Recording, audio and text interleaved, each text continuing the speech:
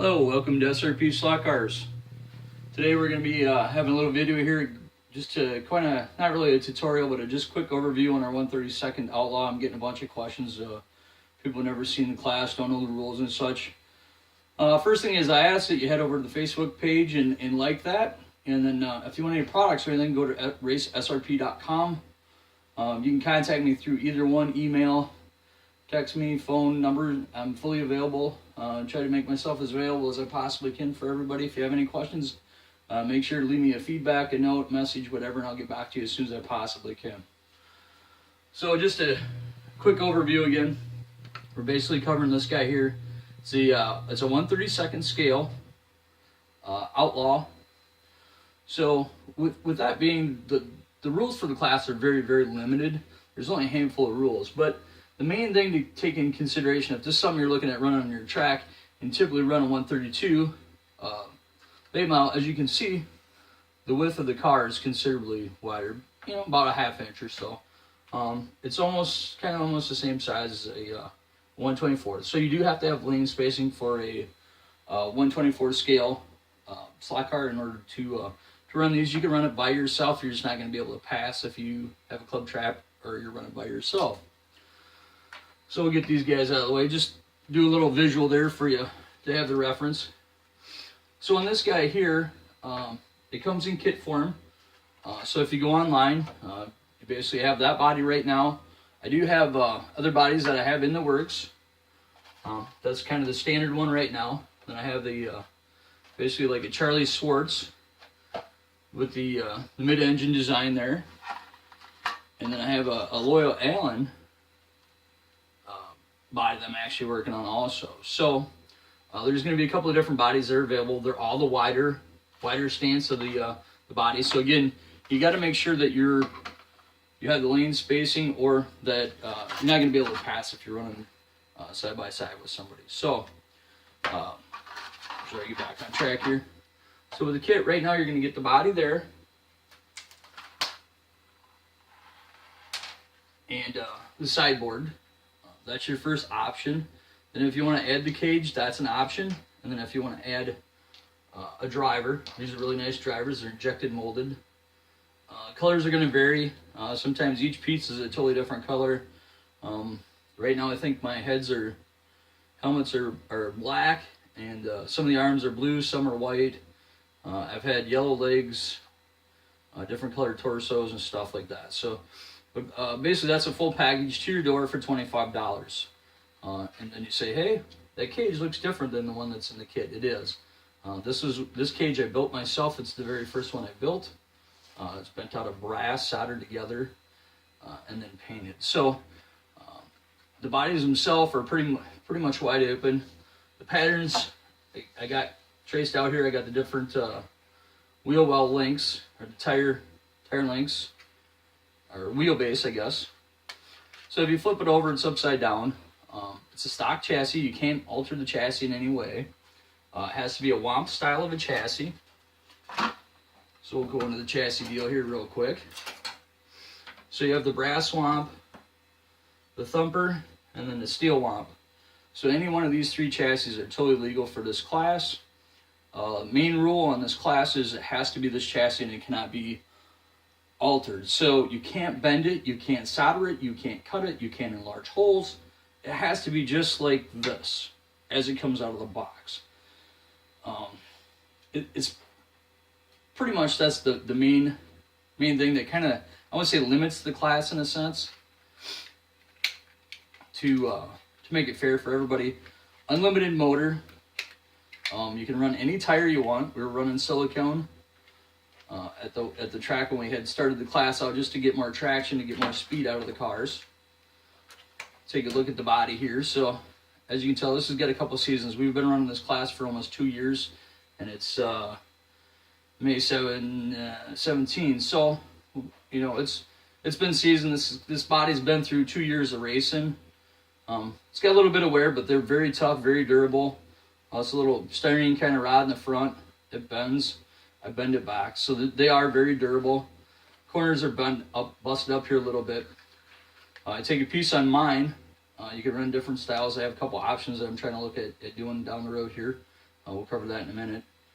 Just take a piece of styrene or Lexan or whatever, basically make a 90, kind of super glue it in there so that your right side kind of floats, so the chassis goes here and then the body just kind of hangs out there. So again, with mine, I run a double layer on the outside, so you actually have the body itself and then the plastic kind of mounts up to it. And then on the other side, I actually trimmed it out. And you can do this on both sides. It's easier to mount. So this, everything that's yellow and clear is all one side. It's just basically this piece right here. So if you trim it like this, you can see your mounting hole is real easy to mount your body paint, your chassis to the body on that side. I don't really do specific drivers. I've been asked probably 50 times to sell that body. It's not for sale. I've been offered up to $400 from a guy at a race. And it's just not for sale. I don't like doing, I enjoy doing it, but there's no money to be made in it, and I don't want to make money off of a driver's name. That's not why we do what we do at SRP. I mean, we're here to provide you guys with awesome products. If you can get somebody else to do the wrap for you or do the lettering, great. Get back to me and let me know who it is and if they're willing to do it for us, because I get calls 5 times a week probably, people wanting lettering done. And nobody's willing to do it because there's no money in it. You know, it takes so much time to design stuff, and it's kind of a pain, and then you kind of run a risk of getting in trouble with a specific driver. You're making money from their name, and we don't want to do that. So we don't want to hurt the sport. We want it to grow. So that's why we do what we do, and the way we do what we do. So again, on the chassis, they're just straight up chassis. You can do anything to the chassis you want. Which sounds funny that I say you can't really do anything. So you can be creative. I've done a 4-wheel drive. We've run an axle in the front to the left side, axle in the rear hole, axle holes here, and then ran it out the other side to stagger it. We've offset the body both directions, to the right, to the left. Made a bolt-in guide assembly for the rear of one. I mean, it's kind of pretty much endless what you can do. But you can't alter this chassis. You can't cut it, you can't grind it, you can't solder on it. Anything you do has to basically bolt right directly to it. So this is just kind of a setup. I've been playing around at a different track. I personally like the Thumper chassis for myself, for the tracks that I've ran on so far. Switched over to a Boxer 2. It's just kind of limited on the power supply at the track I'm currently running at. And playing around with it, and it's just, I'm not real happy with it. So the class has kind of fallen by the wayside a little bit, but the whole idea of the class is if you have a track that all the rules are pretty much set in stone, you have to run this or you have to run that, whatever. This is a very gray area type of class, so you can be creative. And there's plenty of room to be creative. Like I said, we've done a 4-wheel drive, we've done a 3-wheel drive. I mean, you name it. I want to say I'd like to think that we've already tried it. And this setup seems like it works the best, but it's just fun to try different things. Every track is a little bit different. The power source, the radius on the track, straightaway speeds. It all plays a huge part into it. The other thing, it's one track we're running, we couldn't go any higher than this because of the infrared tower, the light tower would hit on the bottom. That once in a while you go by, and on the humidity, once in a while you'd hear it just tick the wings. So you could probably go a little bit higher, but our main goal is just try to keep it so it's the scale to 1/32. So, with the tires, to say that they're open, I'd stay with the 132 tire. 900 is the max, or an 890 tire. You can go with. I've seen guys where they'll run, two, instead of spacing out, they'll put 2 tires side by side.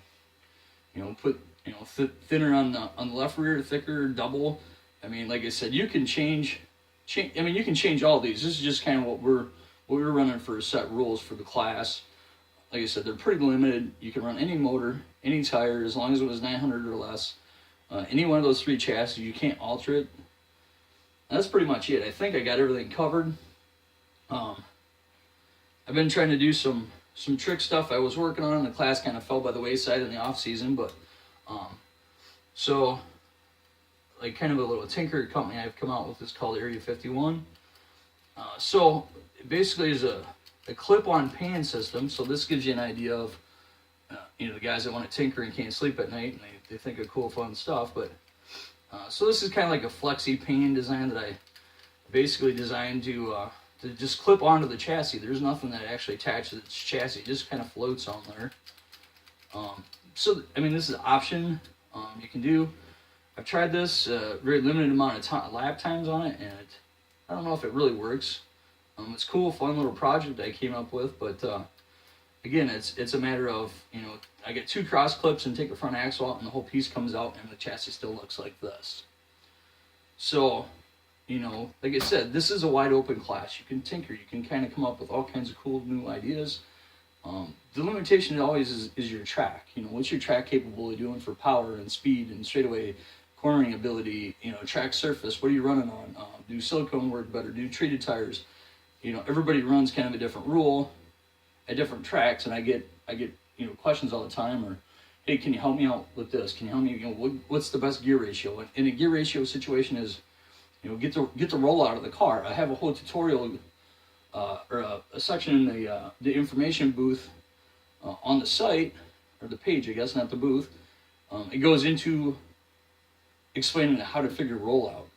Gear ratio is good, but tire rollout, your car's rollout is more important than your gear ratio.